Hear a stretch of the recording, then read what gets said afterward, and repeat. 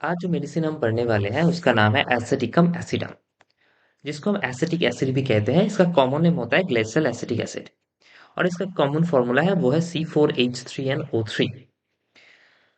तो ये एसिटिकम एसिडम एसिडम को पढ़ने के पहले हमें एक चीज पता होना चाहिए कि हम हमारे पास जितने भी डिजीज होता है उसका दो टाइप्स होता है।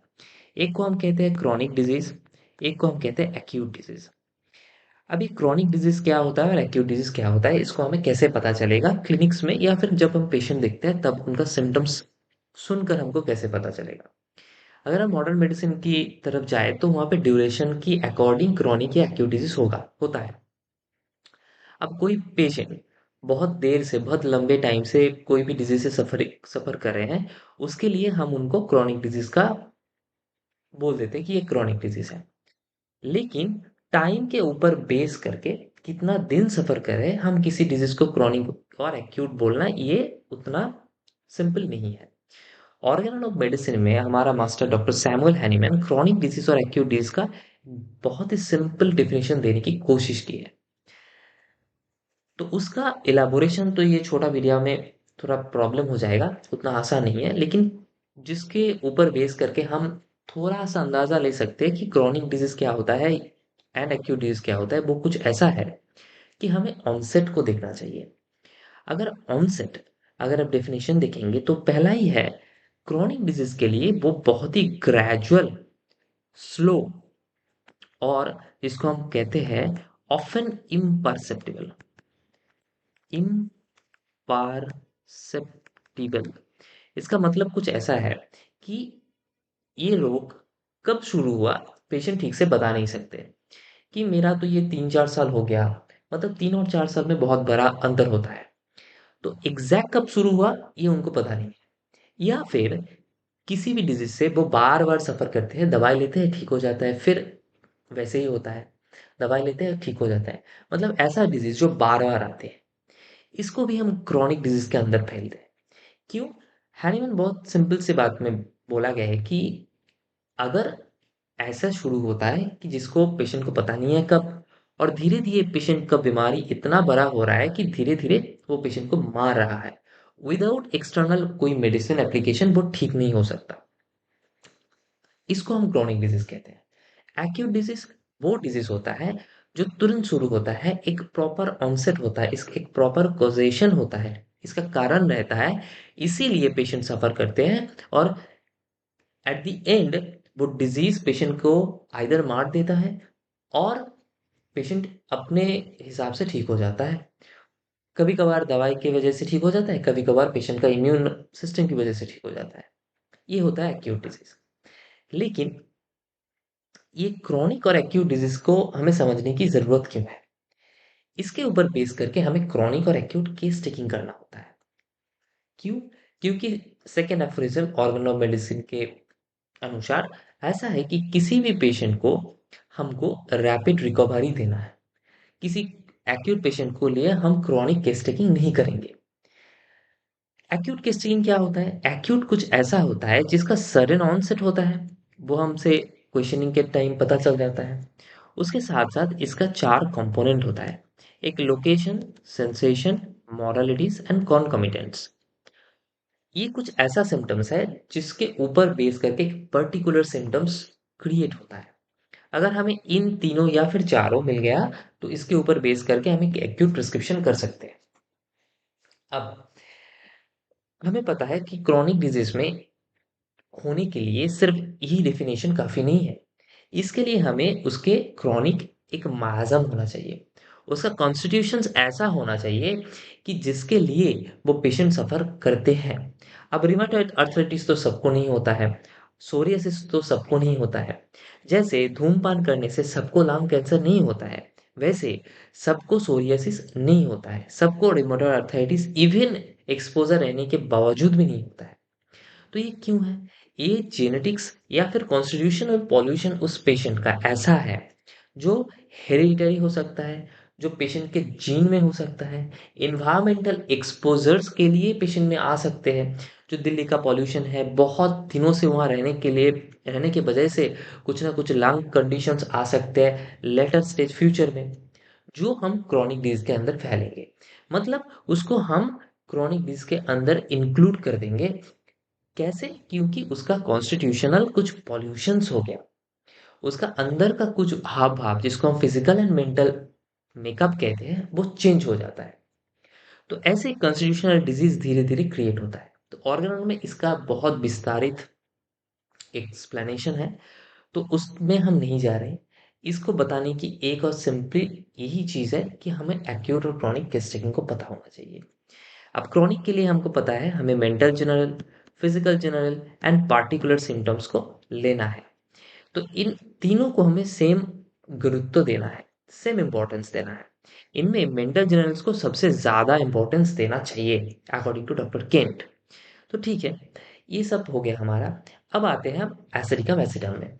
तो पहले देखिए इसका कॉन्स्टिट्यूशन क्या कहते हैं, मतलब किस तरह की पेशेंट के ऊपर ये अच्छे से काम करता है। अगर पेशेंट ऐसा हो तो इसका जेनेटिक मेकअप ऐसा होता है जो एसिडिकम एसिडम की काम करने के लिए अच्छा जगह होता है। Okay, let's see. Adapted to pale, lean person with lax, flabby muscles, pale, waxy, in bracket phenom, marasmus and other wasting disease of children, in bracket abrotanum, iodum, saniculum, tuberculum. इसका मतलब है पेशेंट को कोई wasting disease हो गया है। ऐसा डिजीजों से पेशेंट सफर कर रहे हैं जिसके लिए पेशेंट का मसल मास लूज हो रहा है धीरे धीरे। बहुत दिन से पेशेंट इसके लिए सफ़र कर रहे हैं। धीरे-धीरे पेशेंट बहुत इमासिएटेड हो गया है, प्रोस्ट्रेटेड हो गया है, या फिर पेशेंट का वेस्टिंग डिज़ीज़ हो गया। बॉडी वेट, मसल मास ये लूज़ कर रहे हैं। इसके लिए क्या होता है, लैक्स और फ्लैबी मसल्स हो जाता है। मसल में उतना ताकत नहीं रहता है। देखिए फेस पेल हो जाता है, बॉडी बहुत इमाशिएटेड हो जाता है, देखिए लीन हो जाता है। और एक इम्पॉर्टेंट बात है जो है वैक्सी फेस।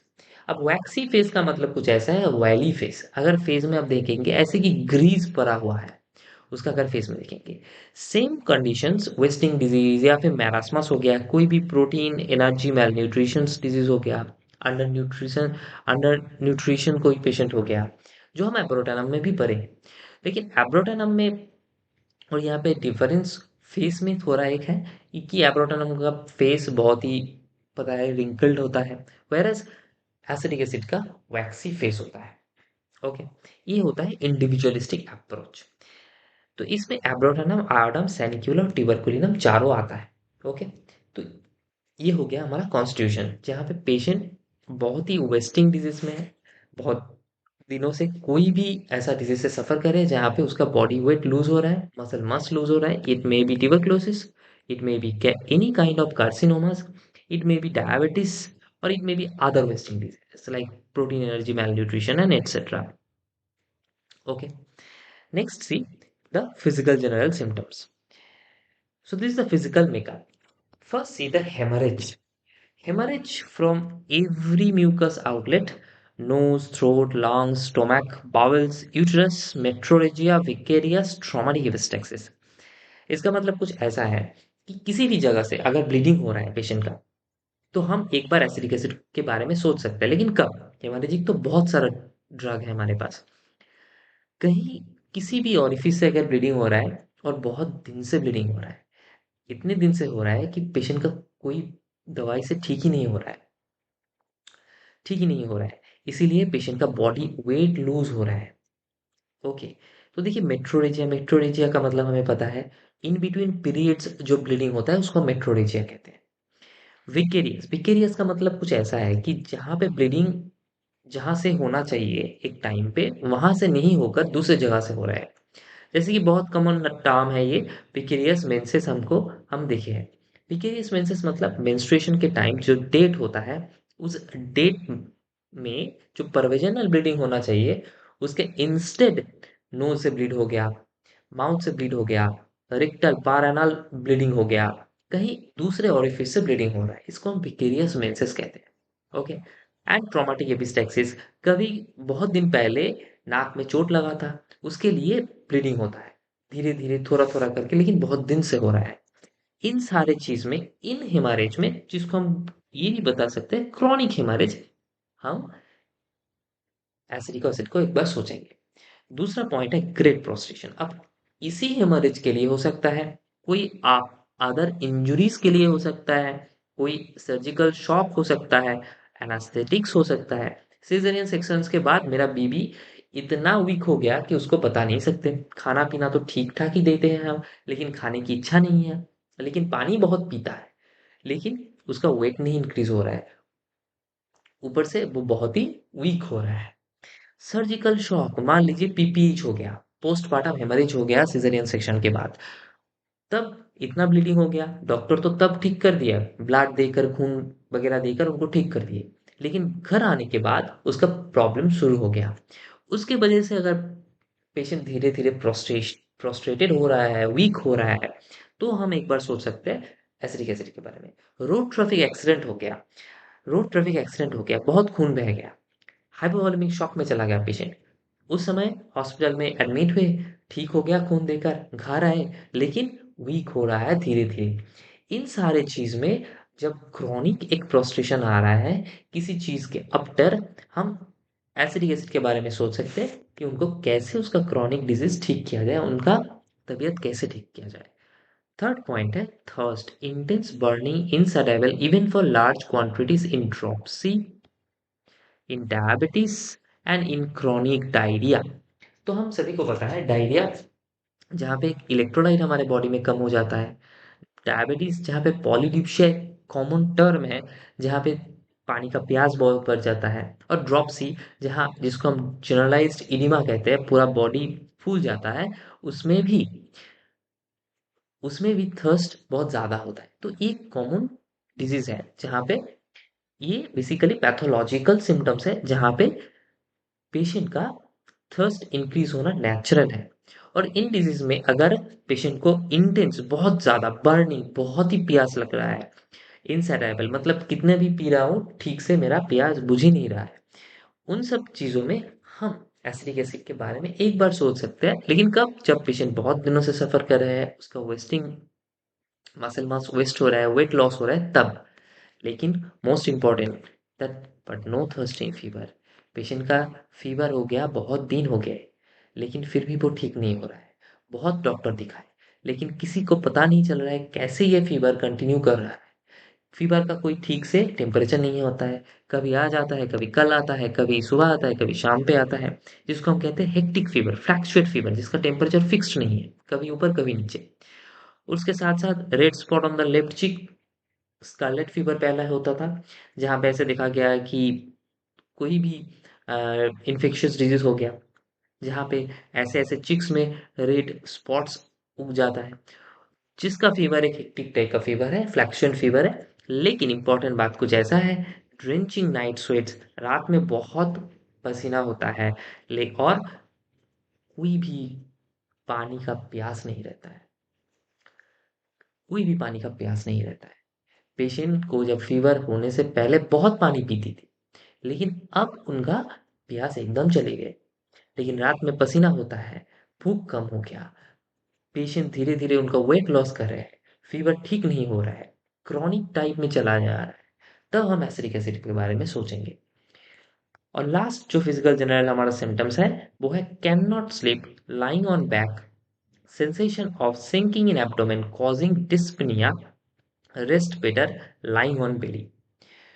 बहुत ही बेहतरीन सिम्टम्स है एक एसिडिक एसिड का।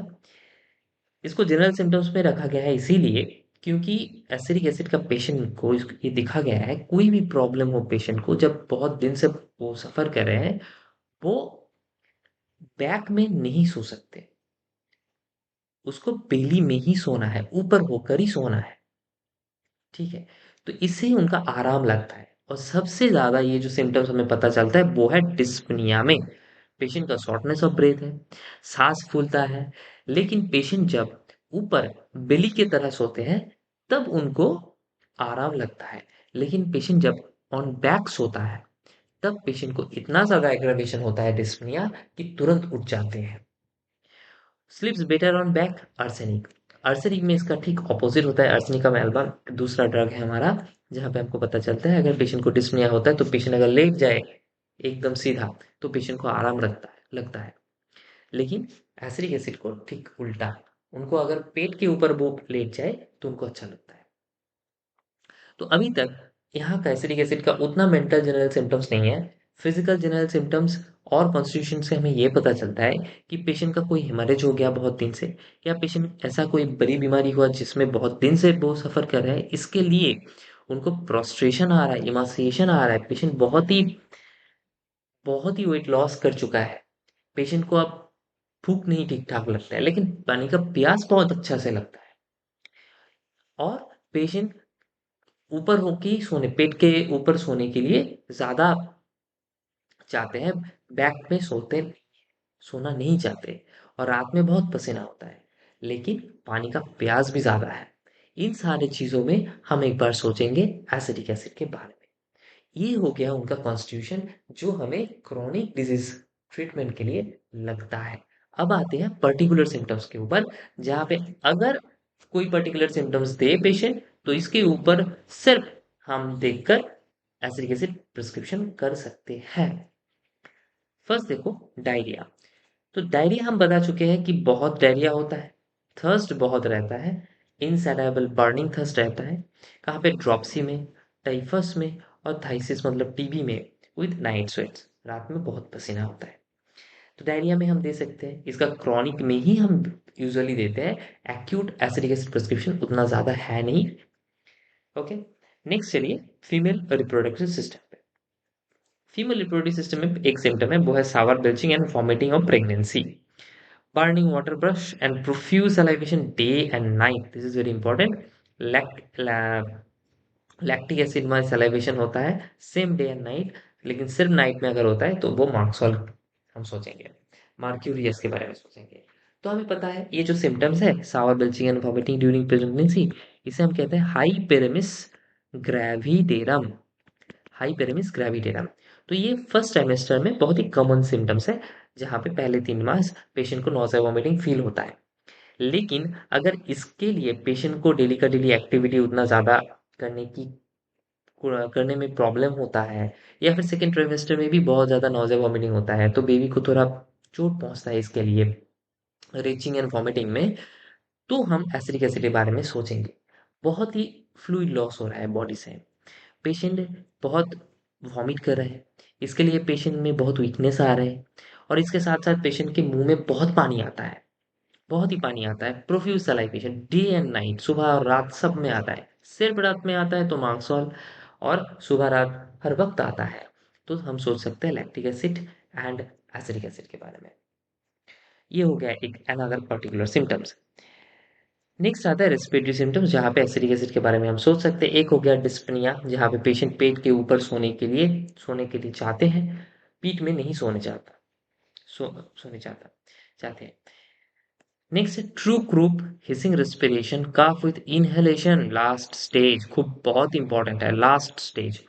मतलब बहुत दिन से पेशेंट सफर कर रहे हैं यहाँ पे, बहुत दिन से खांसी ठीक ही नहीं हो रहा है।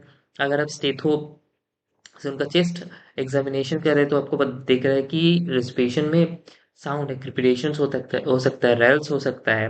ट्रू ग्रुप में हमको पता है ट्रैकियो ब्रोंकाइटिस, जिसको हम कहते हैं बेसिकली लैरिंगो ट्रैकियो ब्रोंकाइटिस। तो इसमें क्या होता है, पूरा लैरिंग्स, ट्रैकिया एंड ब्रोंकाइटिस सारा जगह पे इन्फेक्शन हो जाता है। तो इसके लिए बहुत ज़्यादा क्या होता है, बहुत ज़्यादा स्पुटम आता है, और इसके लिए पेशेंट को बहुत तकलीफ होता है। तो चेस्ट में हमें रैल्स और क्रिपिटेशन मिल सकता है, बहुत दिन से खांसी हो रहा है, पेशेंट जब इनहेलेशन करके खांसने जाता है तो इनहेलेशन के समय पेशेंट को बहुत ज़्यादा, इंस्पिरेशन के समय बहुत ज़्यादा खांसी आता है, और बहुत दिन से ये हो रहा है। ठीक है, तो इसके बारे में इसीलिए टीबी में हम एसिडिक एसिड के बारे में एक बार भी सोच सकते हैं, जहाँ पे पेशेंट बहुत इमाशिएटेड हो रहा है रैपिडली। ओके, दूसरा पॉइंट है, एक inhalation of vapour cider vinegar has been successfully used in group and malignant diphtheria. तो पहले वेपर साइडर विनीगर जो एसिडिक एसिड होता है उसका वेपर दिया गया था सिर्फ इनहेलेशन के मार्फत, तो उसमें ग्रुप ठीक हो गया था। तो हम इसीलिए इसको पोटेंटाइज मेडिसिन से यही प्रॉब्लम में यूज करते हैं। तो हमको पता है पोटेंटाइज का मतलब है इनहेरेंट जो पावर है कोई भी ड्रग्स का, वो निकालना, तो उससे पेशेंट का अच्छा बहुत जल्दी होता है। ओके। ओके, नेक्स्ट आइए, फीवर मैंने बता दिया। लास्टली आप रिलेशंस में, रिलेशंस क्या कहती है, किस मेडिसिन के पहले हमें एसिडिक एसिड नहीं देना है, किस मेडिसिन के बाद हमें एसिडिक एसिड नहीं देना है, ये सारे चीज में। पहला it antidotes anesthetics vapor, that is amyl nitrosamines, fumes of charcoal and gas, opium and stramonium. So opium stramonium हो गया, फ्यूम्स ऑफ चारकोल हो गया, कार्बोवेज हो गया, एनास्थेटिक वेपर्स मतलब एमाइल नाइट्रोजम हो गया, इन सारे चीज के बाद हम एसिडिक एसिड नहीं दे सकते, क्योंकि ये इन चीज को एंटीडोट कर देते, इनका एक्शन को किल कर देते हैं। ओके। और अगर हम चाहते हैं कि एंटीडोट करना चाहते हैं हम ये दवाई को, तो हम एसिडिक एसिड को यूज कर सकते हैं। Second is cider vinegar antidotes carbolic acid same. Third is follows well after China in haemorrhage and digitalis in dropsy. So कोई कार्डियक ड्रॉपसी हो गया जहाँ पे डिजिटलिस दवाई का ज़रूरत पड़े तो हम प्रिस्क्रिप्शन किए, लेकिन उसके बाद हमें कोई दवाई अगर देना चाहिए तो हम एसिडिक एसिड के बारे में सोच सकते हैं। चाइना हम हेमरेज में दिए, हाइपोवॉलीमिया में दिए, तहाँ उसमें चाइना के बाद हम एसिडिक एसिड के बारे में सोच सकते हैं। Lastly it aggravate symptoms of arnica, belladonna, lachesis and mercurius, specially the headache from belladonna. अगर बेलेडोना को अगर हम हेडेक में यूज किए करते हैं तो उसके बाद हमें एसिडिक एसिड को यूज नहीं करना है, इससे उसका एक्शन बहुत ही खराब हो जाता है। Okay. It aggravates the headache of belladonna. Okay. So this was all about aceticum acidum. If you have any questions, अगर कुछ भी सवाल हो तो मुझे कमेंट सेक्शन में पूछिए। और अगर आपको किसी इंटरेस्टिंग केस के बारे में पता है एसिडिक एसिड का, वो भी आप कमेंट सेक्शन में मेंशन कर सकते हैं। आज के लिए इतना ही। थैंक्स।